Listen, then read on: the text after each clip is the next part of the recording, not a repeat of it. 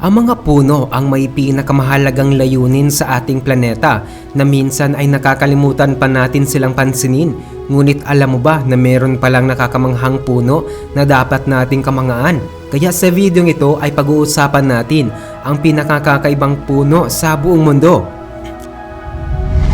Number 10. Deadvay Trees. Ang lugar na tinatawag na Deadvay sa Namibia ay may kakaibang tanawin. Ito ay nangangahulugang walang buhay na siyang mabisang paglalarawan ng tuyo at malupit na kapaligiran. Ang tuyong lupa ng Deadvay ng Namibia ay walang kahit anumang moisture na magsusustento ng buhay, kaya't namamatay ang lahat ng puno sa lugar na ito dahil sa mababang lugar na siyang nagdudulot ng pansamantalang mga lawa na nagbibigay buhay sa mga puno upang lumago. Ngunit nang sinalanta ito ng tagtuyo at nagbago ang takbo ng klima, natakpan ng mga buhangin ang daanan ng ilog na siyang dahilan upang mamamatay ang mga punong kahoy dahil sa kakulangan ng supply ng tubig. Nangyari ang trahedyang ito mga 600 hanggang 700 na taon ang nakakaraan dahil na rin sa sobrang exposure ng matinding sikat ng araw ay mas lalong natuyo ang buong lugar. Ngayon ang Deadvay Trees ay naging sikat na lokasyon para sa maraming palabas. Number 9. Oyamel Fir Trees. Ang Oyamel Fir Trees ay isang uri ng evergreen coniferous trees na makikita sa mataas na altitude ng mga kagubatan sa ilang bahagi ng Mexico. Sila ay nag-a-adapt para mabuhay sa mga napakahirap na mountain environments at may mahalagang papel sa ekosistema ng lugar. Ang mga puno na ito ay nananatiling malusog sa altitudes na naglalakip mula 8,000 hanggang 13,000 feet above sea level at kahanga-hanga ang kanilang kakayahan na mapanatili ang kanilang mabangong berdeng dahon sa kabila ng sobrang malamig na temperatura. Isa sa pinakamahalagang papel ng mga puno na ito sa ekolohiya ay bilang overwintering sites para sa monarchy butterfly. Taon-taon, milyon-milyong mga paru-paro ay nagmamigrate ng libo-libong milya mula Canada at United States patungo sa mga kagubatan sa Mexico kung saan sila ay naninirahan sa mga puno sa panahon ng taglamig. Ang kakaibang pangyayaring ito ay nagbibigay halaga sa mga puno at sa kagubatan bilang mahalagang sanctuary para sa mga paru-paro at ang kanilang pangangalaga ay napakahalaga para magtagal ang species na ito. Kung mawawala ang mga puno, ay malamang na mawawala rin ang mga paru-paro na magdudulot ng problema sa mga halaman na umaasa sa mga insekto bilang pollination at iba pa. Number 8. Socotra Dragon Tree. Ang pangalan na tilay nanggagaling sa pahina ng isang kwentong pambata. Ito ay isang evergreen tree na matatagpuan lamang sa Katra Archipelago ng Yemen. Ito ay isang sinaunang puno na itinuturing ng sagrado. May kakaibang anyo at may pulang likido o resinang tila dugo. Ang pabilog na hugis ng dragon's blood tree ay lubos na kakaiba at ang mga grupo ng mga puno sa sinaunang tanawin ay tila ba inimbento sa isang fantasy film. Ngunit ang kagandahan ng mga punong ito ay hindi lamang sa kahangahangang anyo. Naglalabas din sila ng pulang resin na parang dumudugo ang puno na siyang ginagamit rin bilang medisina. Ang likidong ito ay ginagamit para gamutin ang iba't ibang uri ng sakit mula sa ulcer hanggang sa diarrhea. Kilala rin upang kulayan ang maraming kagamitan, pampatayo sa damit, pampadikit sa pottery at maging pang-ayos ng makeup at toothpaste. Dito lamang lumalago ang nakakamanghang species ng punong ito. Subalit ang pag-iiba ng klima ay posibleng magdudulot upang manganganib ang bilang ng mga dragon's tree. Number 7. The Giant Sequoia. Ang mga giant sequoia trees ay mga napakalaking puno na matatagpuan sa Sierra Nevada Mountains sa California. At sila ay ilan sa pinakamalaking puno sa planeta. Maaring lumago ang mga ito sa kakaibang taas hanggang sa 300 talampakan at may malalaking katawan. Ang mga sinaunang punong ito ay maaaring nabuhay sa mahigit 3,000 taon. Ang General Sherman, ang pinakamalaking buhay na puno sa kasalukuyan na tinatayang may edad na 3,000 taon. Subalit hindi ibig sabihin na siya ang pinakamalaki. Ang giant sequoia na matatagpuan sa Giant Forest ng Sequoia National Park sa California ay opisyal na tinatawag na pinakamalaking puno sa buong mundo. Tinatayang umaabot ng mahigit sa 52,000 cubic feet at may taas na mahigit 300 talampakan, bagamat hindi ito ang pinakamatangkad sa buong mundo. Ito ang pinakamalaki kung ang sukat ay batay sa kanyang bulto at bigat kaysa sa taas nito. Ang General German ay talagang espesyal kumpara sa ibang puno, subalit mahalaga ang punong ito bilang bahagi ng natural history sa United States. Kailangan itong pangalagaan dahil banta ng mga sunog sa California na nakakaepekto sa malalaking bahagi ng kagubatan. Kaya kapag may sunog na malapit sa General Sherman ay ginagawa ng otoridad ang lahat upang hindi mamamatay ang punong ito. Number 6. Mangrove trees. Ang mga puno ng mangrove ay kakaibang grupo ng puno na tumutubo sa mga coastal at brackish water kung saan ay konting halaman lamang ang nabubuhay. Karaniwang matatagpuan ang mga ito sa tropical at subtropical na rehiyon sa buong mundo. Sila ay may kakaibang kakayahan upang mabuhay sa mga maalat na tubig at ito ay nakakamit sa pamamagitan ng espesyal na ugat na tumutulong upang kunin ang oxygen mula sa tubig at maalat na lupa na humahatak ng carbon dioxide. Ang mga ugat na to ay may malaking papel pagdating sa matinding baha. Ngunit bukod sa pagiging mahusay para mabuhay, ang mga puno ng mangrove ay nagbibigay din ng mas maraming kontribusyon sa ekolohiya. Sila ay nag-iimbak ng napakaraming oxygen na nakakatulong sa ating klima. At sila rin ay nagsisilbing habitat para sa maraming marine species upang malayang mabuhay at magparami.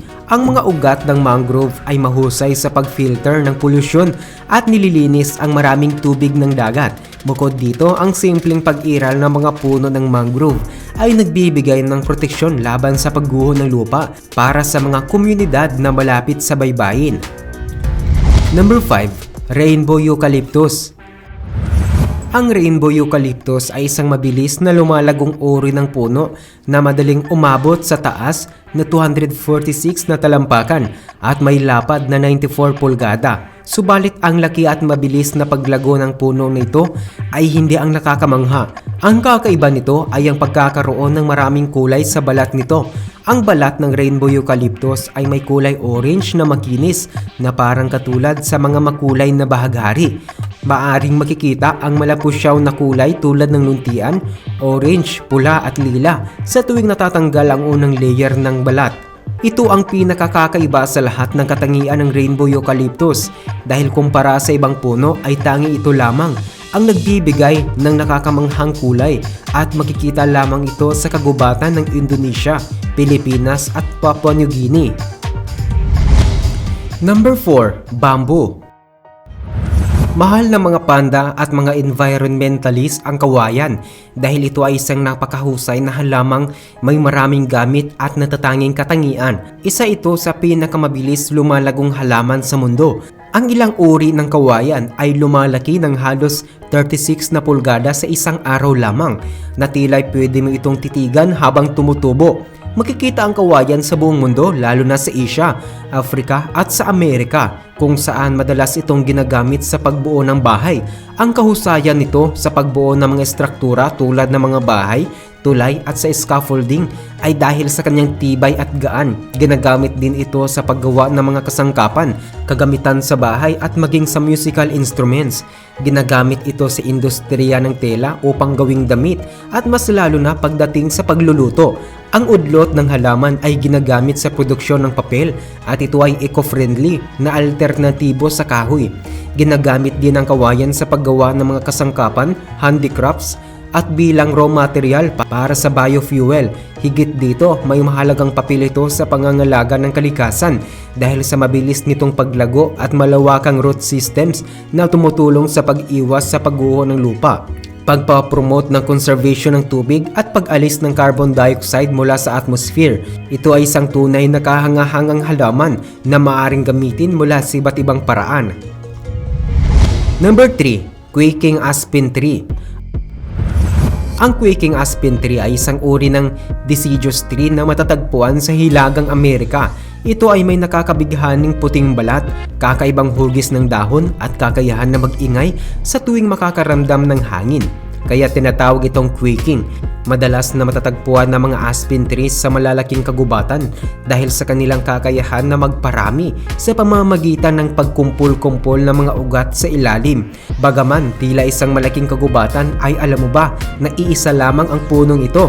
Binubuo ito ng 47,000 na genetikong katulad na quaking aspen trees na lahat ay nagmumula sa nag-iisang ugat lamang. Ang mga puno na ito ay maaaring magparami sa pamamagitan ng pagbibigay ng buto, ngunit mas kilala sila sa pagpapadala ng mga sanga mula sa root system na bumubuo ng isang malaking kagubatan ng maliit na puno. Ang organismo na ito ay lumalaki sa Fish Lake National Forest ng Utah nang hindi bababa sa 880,000 taon. Ngunit nakakalungkot na ang 107 hektaryang buhay na kagubatan ay namamatay. Ang mga hayop ang tumutulong upang magkalat ang mga buto na siyang dahilan upang mas lalago ang kagubatan. Number 2, the Traveler's Tree. Ang Traveler's Tree ay isang katutubong halaman sa Madagascar. Bagaman ang Traveler's Tree ay hindi isang tunay na puno, kundi isang malaking halamang parang saging. Napasama sa listahan dahil ito ay astig, hindi ito isang puno. Mayroon itong malaking dahon na hugis palasyo na lumalaki na tila isang malaking bukas na pamaypay o buntot ng ibon. Ang kakaibang disenyo ng halaman ay nagbibigay daan para sa mga dahon na umaabot ng 10 talampakan ng haba na maaaring magsilbing natural na imbakan ng tubig sa pamamagitan ng pagkolekta ng ulan sa kanilang dahon. Ang mga manlalakbay sa Madagascar ay madalas na umaasa sa mga nabubuong imbakan ng tubig sa dahon na to bilang isang mapagkukunan ng inumin, kaya tinatawag itong Traveler's Tree. Kaya kung pupunta ka ng Madagascar ay pwede kang uminom ng tubig sa halamang ito. Bukod sa mga pakinabang na katangian sa pagkolekta ng tubig, ang mga puno na ito ay may mahalagang papel sa kultura ng Madagascar.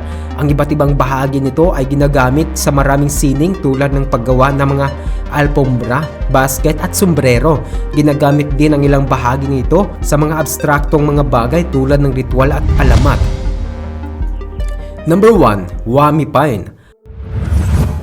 Ang wami pine ay kung minsan ay tinuturing na isang buhay na fossil, ngunit ito ay isa sa pinakamatindi at pinakamatandang uri ng puno sa buong mundo. Natuklasan ito noong 1994 sa isang malayo at liblib na rainforest ng canyon sa Wami National Park sa Australia. At bagaman kamakailan lamang ito natuklasan, ang puno ay nagmula pa noong unang panahon. Ang mga wami pines ay nabibilang sa parehong pamilya ng mga sinaunang conifers tulad ng monkey puzzle tree at Buna pine. May kakaibang dahon ng mga ito na may mala fern na madilim na berdeng dahon na nakakalat na parang spirals ng mga sanga. Ngunit ang nakakamangha sa wami pine ay ang kanyang edad. Ang fossil records ay nagpapahiwatig na ang punong ito ay maaaring nagmula pa noong panahon ng mga dinosaur, humigit kumulang 200 milyong taon ang nakakaraan. Ito ay nagiging isa sa pinakamatandang uri ng puno sa planeta at nagbibigay sa atin ng mga kahangahangang insights sa mga sinaunang ecosystem ng Earth. Sa kasalukuyan, ang mga pagsisikap sa pangangalaga para sa wami pine ay nakatuon upang ma-preserve at maprotektahan ang maliit na populasyon ng mga puno na umiiral sa kalikasan. Ang orihinal na lokasyon ng pagtuklas ay itinatago ng mabuti para maiwasan ang potensyal na pinsala mula sa pakikialam ng ibang tao. Sila rin ay nagsusumikap na palaguin ang mga bagong puno sa ibang mga puok. Ikaw, alin sa mga punong ito ang pinaka-kakaiba? Comment mo yan sa ibaba ng video at see you next time.